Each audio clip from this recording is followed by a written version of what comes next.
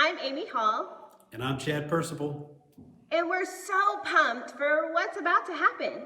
Before we get started, there's only one thing you need to know. Easter Jam is for everybody in your family. That's right, Amy. So if you're a teenager, this is for you. And you too, college students. And if you're a young kid, then get ready, because we're about to have some serious fun. And we need you to help lead the way. Adults, buckle up, because this is Easter like you've never done it before. No matter who you are, we want you to know that Easter Jam is for you too. The only way to not have fun is to not participate. So, look around. Is anybody missing? If so, hit the pause button and go get them now. All right, now that we're all here, let's get started. In 3, 2, 1, let's go. Easter, a time for fake grass, plastic eggs, these things, chocolate bunnies, and people dressed as bunnies. And then there are the weird parts of Easter, like fake grass, plastic eggs, these things, chocolate bunnies, and people dressed as bunnies, which is interesting. But what does all this stuff have to do with Easter? And if this holiday is about more than candy and wearing uncomfortable clothes to church and lunch with your relatives, what makes Easter happy?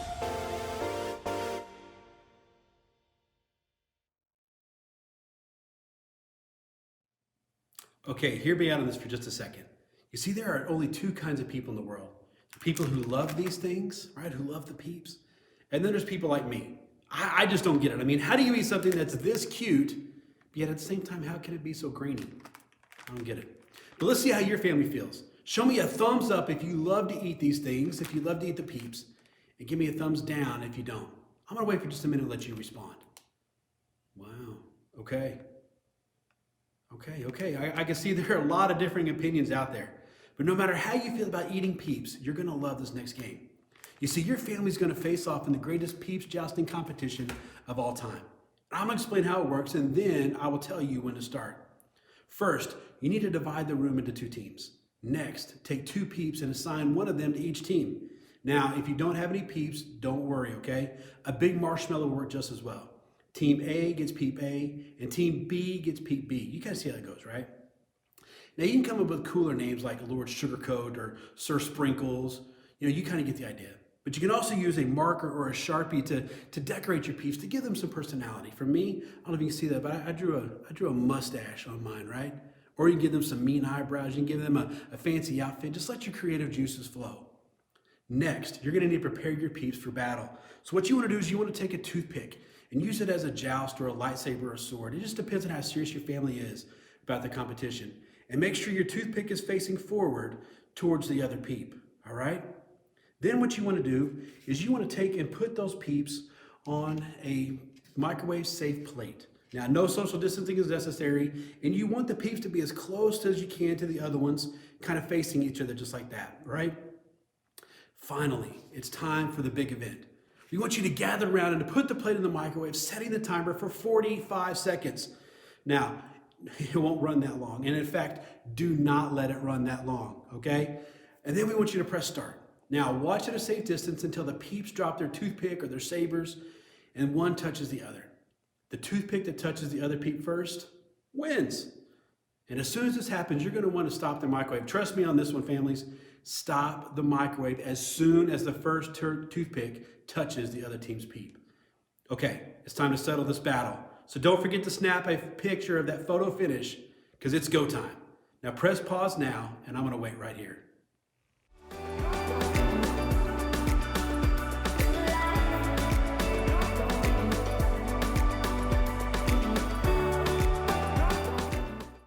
So how did it go?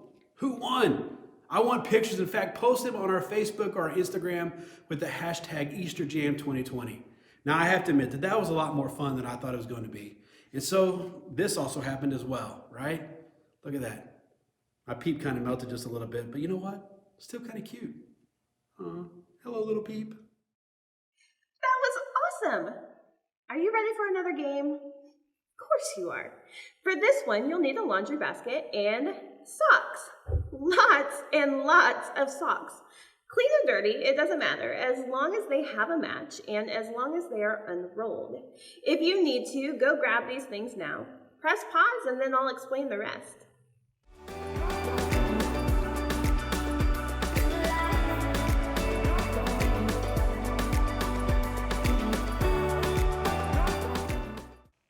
Got your basket and socks? Great. Now, choose 2 people to play. You'll also need 2 people to be scorekeepers. To get started, dump all the socks on one side of the room.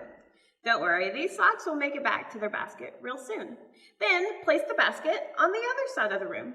When I say go, players will grab a sock, go through the pile, find the matching sock, roll them together in the shape of a ball or an Easter egg, and then toss them across the room into the basket.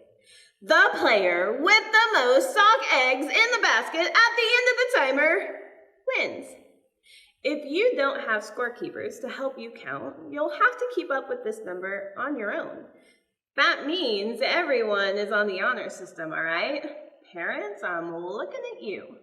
Okay, if needed, press pause now to get everything and everyone in position to play. I'll wait here.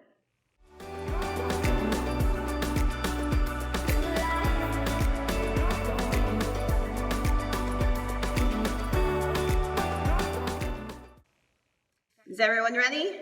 Great. We're putting a 1-minute timer on the clock. This Easter egg throwdown begins in 3, 2, 1, and go!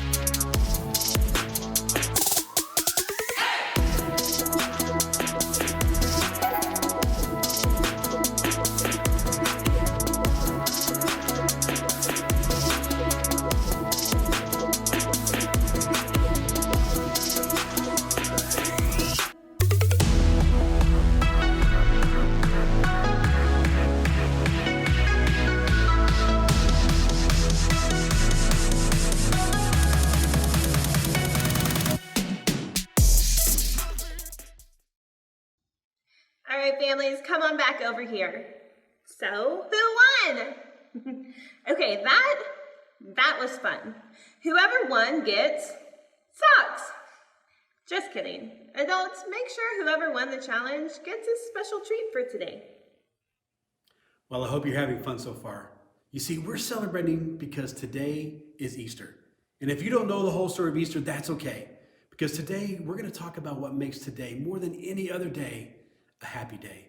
But before we get there, I know that you have a lot of family and friends who would love to hear from you. And so to make that happen, you have a few options. In just a moment, we're going to ask you to pause the video and to pick one of the challenges on the screen to wish your peeps a happy Easter. Go ahead and pause the video now.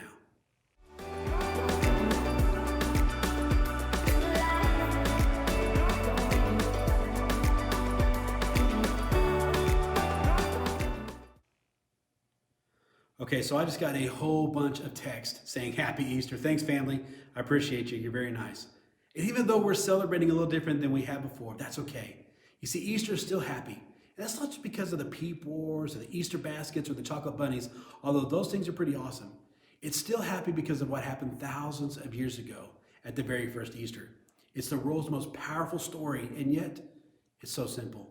In fact, it's so simple that it can actually be told with laundry.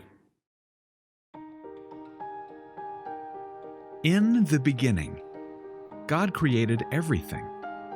He formed people in His very own image. But then, we turned away from God.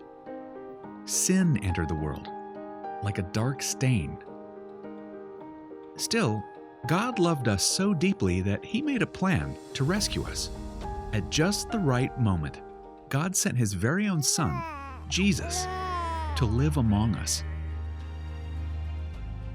Jesus healed hearts and minds and bodies.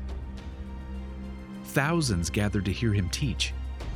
Instead of giving lots of new rules, Jesus turned things upside down by making it simple. Love God, love others.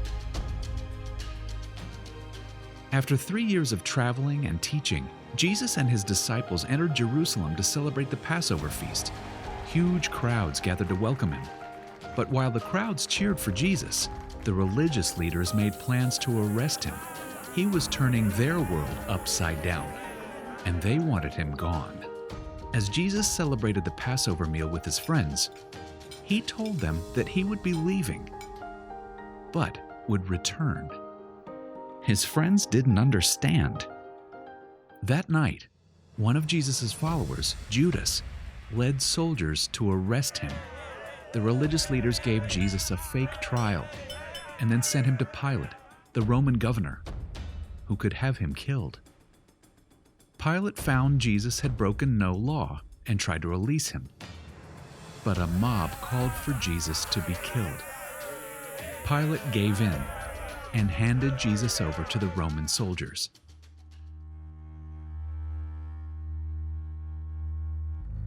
Jesus was forced to carry the heavy beams of his own wooden cross.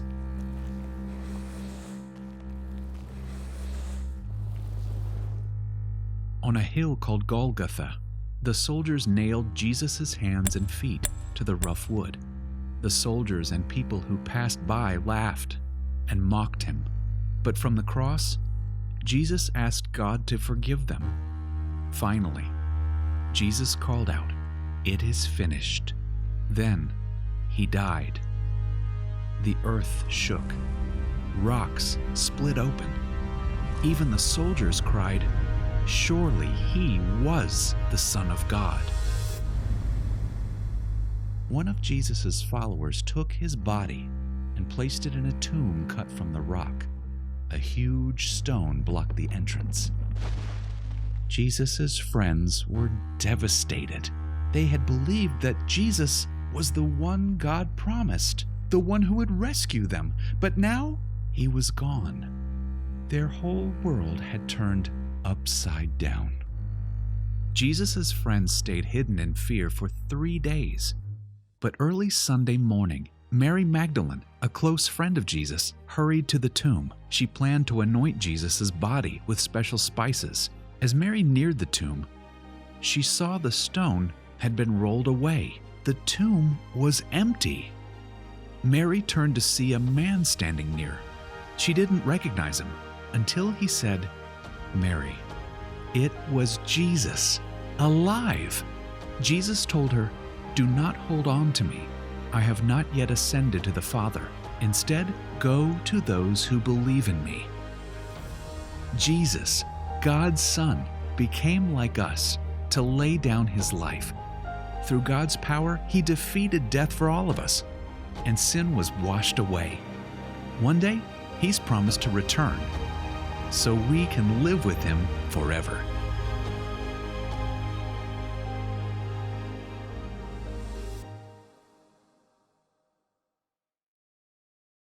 Wow. I hear that story every Easter, and it still always amazes me. I mean, God sent Jesus to the world to remind me that he is greater than anything that can go wrong in my world. Amen. The simple fact that Jesus came back to life is proof to me that I can face anything bad that happens. I like to think about it in this way. I can blank because Jesus is alive. I can keep loving because Jesus is alive. I can be brave because Jesus is alive. I can have hope because Jesus is alive. You're absolutely right, Amy. So here's an idea. We want you to take a few minutes and add to this list of things that you can do because Jesus is alive. So answer this question as a family. How would you fill in the blank? I can blank because Jesus is alive. Now, we want you to pause the video for just a moment to discuss, and then when you're finished, meet us back here.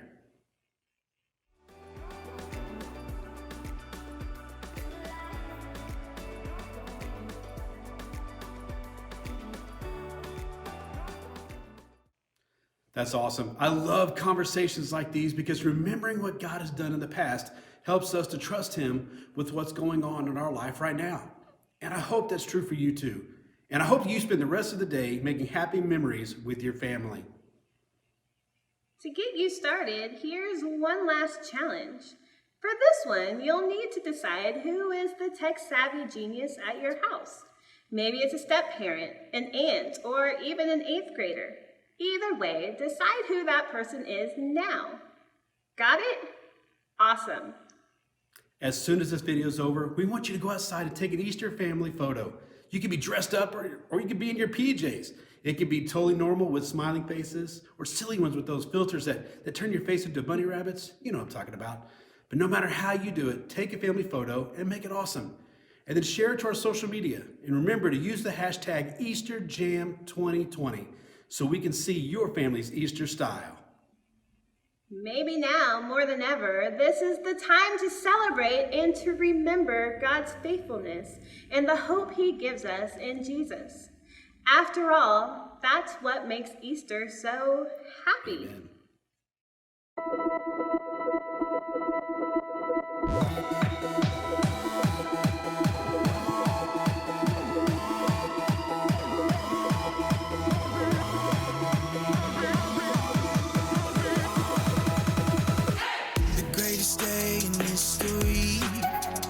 Death is beating, you have rescued me. Sing it out, Jesus is alive.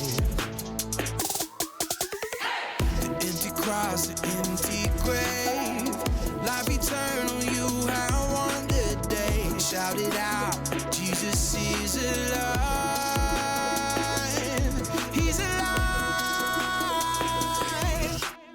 Oh, happy day, happy day. You wash my sin away. Oh, happy day,